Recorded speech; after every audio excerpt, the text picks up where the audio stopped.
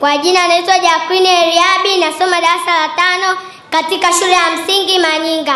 Nipo mbele yenu kwa ajili ya kuwakilisha shule zinazotekeleza programu ya Eco Schools kupitia shirika la TFCG Tanzania. Ninatokea mkoa wa Morogoro, wilaya ya Mvomero, tarafa ya Turiani.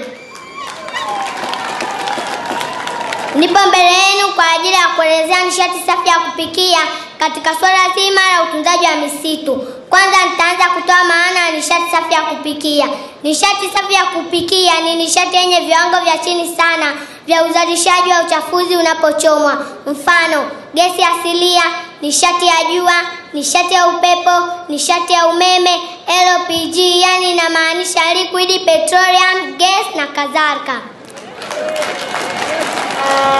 Faida au muhimu ya kutumia nishati safi ya kupikia yamegawanywa katika makundi yafuatayo. Kundi la kwanza, kiafya.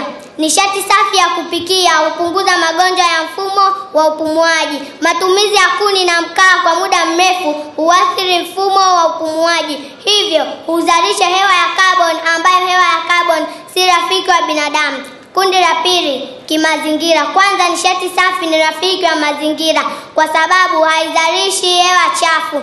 Pia husaidia kupunguza kasi kubwa ya ukataji wa miti kwa ajili ya kupata kuni na mkaa, hivyo misitu yetu inabaki kuwa salama.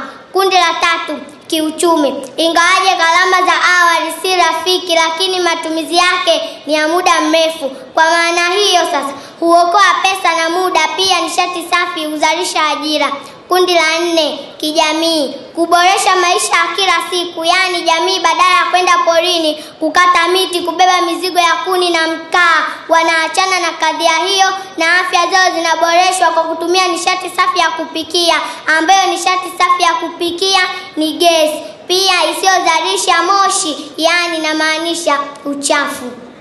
Mwisho, hivyo basi bila jinsia kuwa pamoja, tunahamasisha kwamba tutumie nishati ya kupikia ambayo ni gesi, hivyo hupunguza kasi kubwa ya ukataji wa miti kwa ajili ya kuni na mkaa. Misitu yetu inabaki kuwa salama kwa ajili ya kizazi cha sasa na kizazi cha baadaye.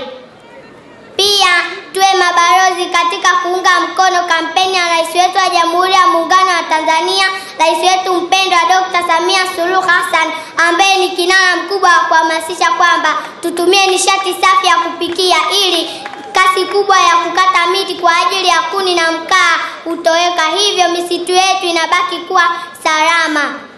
Waziri Mkuu wa Jamhuri ya Muungano wa Tanzania Kassim Majaliwa